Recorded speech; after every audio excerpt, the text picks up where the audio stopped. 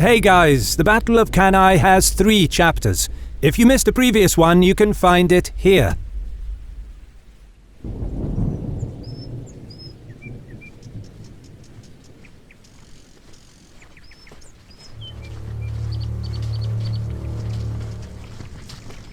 Some distance north of Cannae, the massive Roman host lumbered forward through the plains of Apulia when the forward element spotted Hannibal hastily abandoning his camp just ahead. The enthusiastic Roman vanguard rushed forward. The pursuit lacked organization, but for once they caught the Carthaginian general off guard, and they were not about to allow him time to consolidate.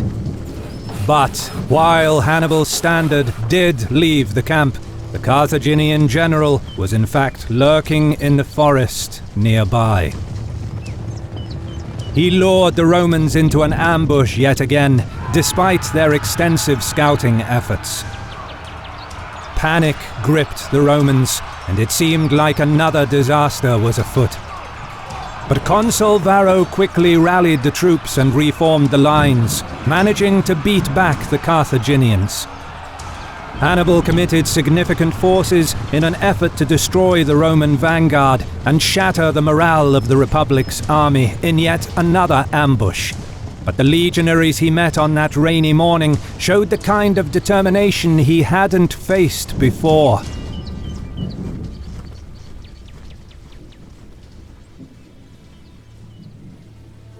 And as a fan of our channel, you should definitely check out our friends over at CuriosityStream, my personal favorite streaming service that features thousands of documentaries geared towards the lifelong quest to learn, explore, and understand.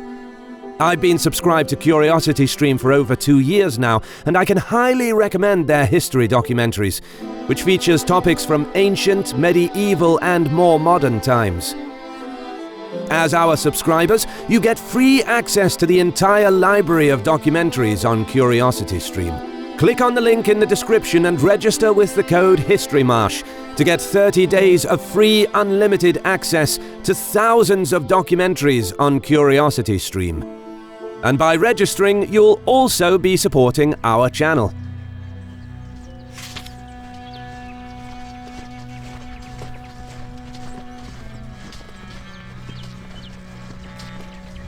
It's late July 216 BC. As the Roman column approached, word reached Paulus and Varro that the supply depot at Cannae fell into Carthaginian hands. The 2 consuls were alarmed by the news, knowing that Hannibal now had the resources to camp throughout the winter with little need to forage or pillage the surrounding area for supplies. This would keep the Carthaginians sheltered and rested, and would undoubtedly help Hannibal maintain high morale among the troops over the coming months. Meanwhile, Paulus and Varro were aware that, with their logistics disrupted, maintaining and supplying their vast army in the field would present numerous problems.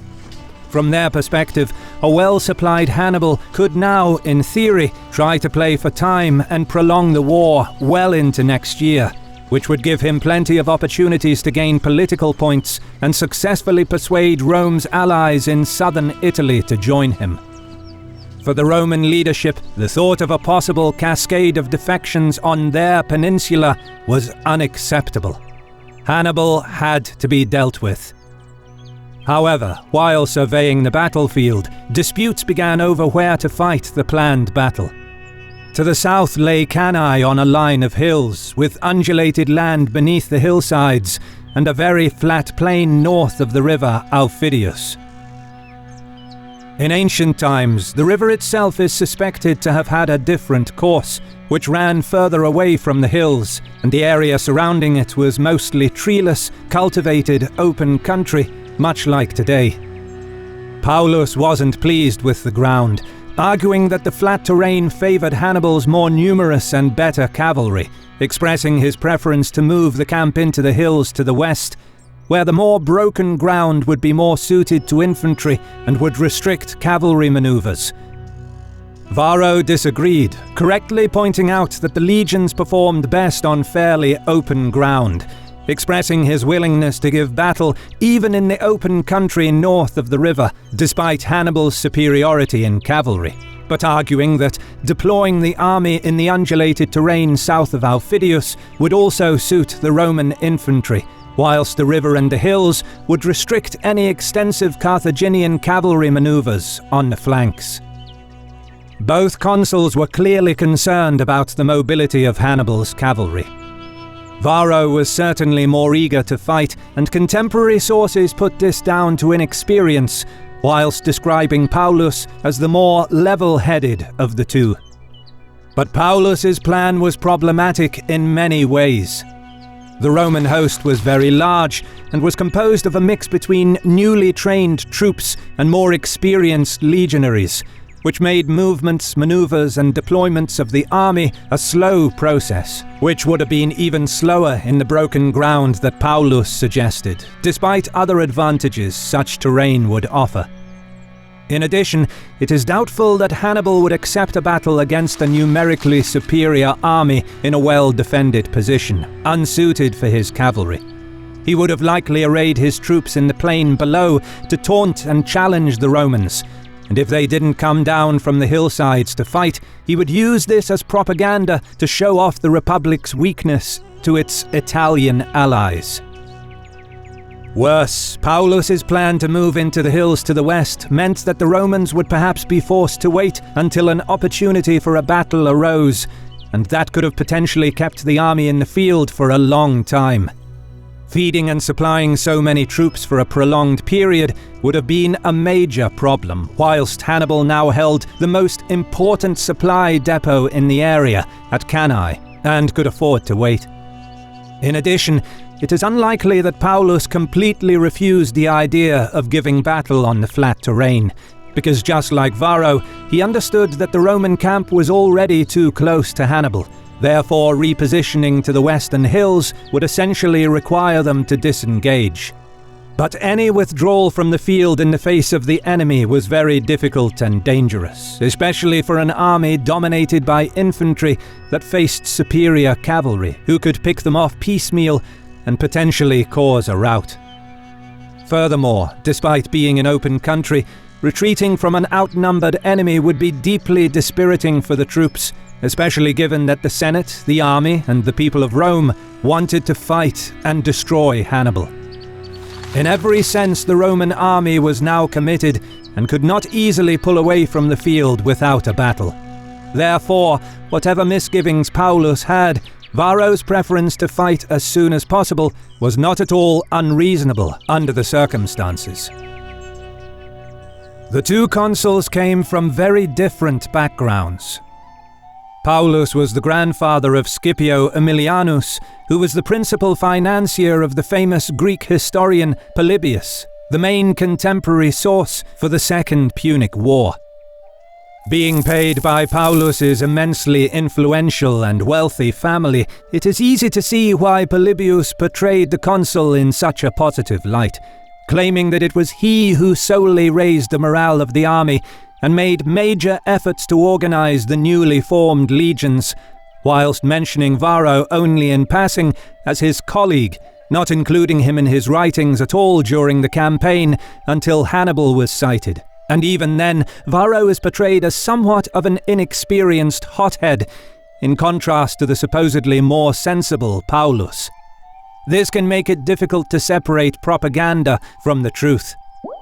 However, it is true that Paulus had more military experience, having previously served as consul in 219 BC and was campaigning in Illyria. But after being involved in a scandal with the distribution of war plunder, he was keen to avoid further stains on his reputation during his second consulship in 216 BC, which may have been part of the reason for his cautiousness prior to the battle. In military terms, the Illyrian War was a combined operation between the navy and the army, but there were no pitched battles. So despite the demands this campaign must have had on Paulus as a general, the conflict in Illyria did not require the skills needed for controlling a massive field army. And since his reputation was embellished in contemporary sources, we have no reliable way of knowing how good of a commander he was.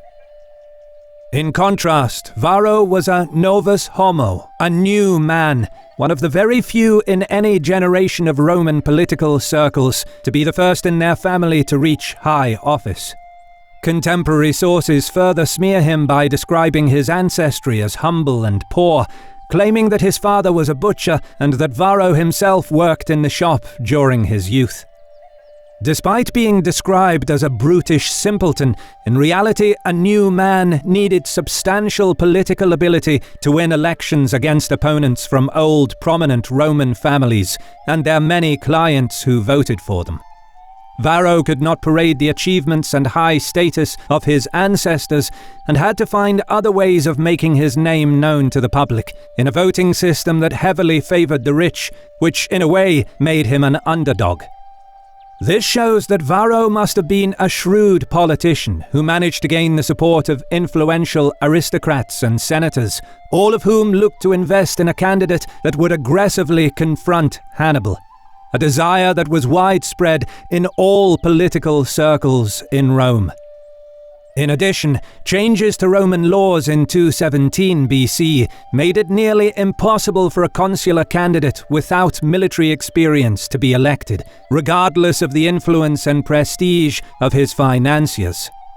So while Varro never held senior command, considering the serious crisis that Rome was in at this stage of the war, it is reasonable to assume that he could not have been made consul without certain military qualifications.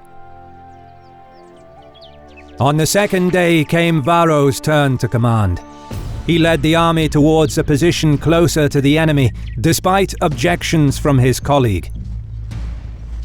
Hannibal responded by sending out groups of cavalry and light infantry to harass and slow down the advancing enemy column. Seeing the incoming Carthaginians, Varro closed ranks and the column only barely continued to move forward. A series of skirmishes caused significant confusion in the Roman ranks, but Varro's formed close-order infantry drove back each attack. The sporadic fighting went on until dark, without either side gaining an edge or inflicting losses on the enemy. But the Roman progress to a new campsite slowed down to a crawl because they were forced to maintain a constant fighting line, eventually encamping when night fell. Paulus, still supposedly reluctant to give battle in this terrain, took charge of the army next morning and continued the advance towards the site chosen for the main camp, marshalling the troops to close the distance with the Carthaginians. Meanwhile, Hannibal was still positioned on high ground near Cannae, south of the river, observing enemy movements without taking any action. The Romans proceeded to aggressively take control over the battlefield. 2/3 of the army remained in the main camp, while the remaining 1/3 of the troops was sent across the river Aufidius. Setting up a second camp showed the determination of the Roman leadership to put pressure on the movement of enemy troops, whilst taking up a position from where they could protect their own foraging parties that ventured close to Cannae. More importantly, this aggressive stance served to build up the confidence of the troops. Hannibal countered by advancing down from the high ground towards a new camp location, most likely the flat plateau atop a ridge west of the main Roman camp, leaving a garrison to guard the fortified depot at Cannae. The size of the Roman host was clearly on his mind as he continuously spoke to the men, encouraging them that this is why they came to Italy. Challenging the Romans for control over the battlefield showed Hannibal's belief in victory, which raised the spirits of the men. The new camp was in a fairly good defensive position, overlooking the plain below, with the river nearby offering the crucial water supply. On the last day of July, the Carthaginian general ordered the troops to prepare for battle. The camp was abuzz for much of the late afternoon, as the men sharpened their blades, cleaned their weapons, armor and clothing, wanting to look their best and most intimidating once the battle commenced. Early on August the 1st, the Carthaginian army marched out of their camp. On the Roman side, Paulus was once again in command. He posted covering forces in front of the palisades of each camp, but the legions stayed close to the ramparts, and little was done to provoke a battle. Hannibal, meanwhile, took the initiative and dispatched his Numidians across the river to attack the secondary Roman camp. He kept the rest of the troops arrayed for battle, facing the enemy camp for several hours. He exploited Paulus's reluctance to give battle to raise the confidence of his troops by impressing upon them that the Romans lacked the will to fight. Across the river, the Numidians were ordered not to press the camp directly, but to harass the foraging parties, mostly consisting of servants gathering water supplies, and chase them from the field. For Hannibal, this was another way to humiliate the Romans and show to his troops the inability of the enemy to counter the Numidian raid and protect their foragers. Some of the Roman officers felt ashamed with how the day went, resolutely wanting to turn things around, and the troops were especially displeased with the delay. Undoubtedly, the two consuls read the mood of the camp. And on August 2nd, Varro decided to fight.